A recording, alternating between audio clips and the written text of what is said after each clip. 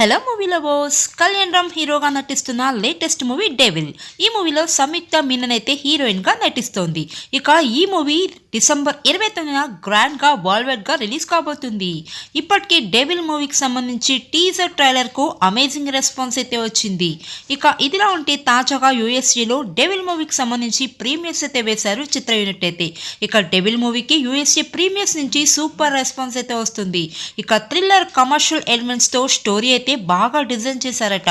British కాలంలో గూఢాచారి ఎలా ఉండేవారు అనే విషయాన్ని అసలు ఎవరు ఊహించలేరు. అలాంటి కొత్త విషయాన్ని డెవిల్ మూవీలో అయితే చూపించారట.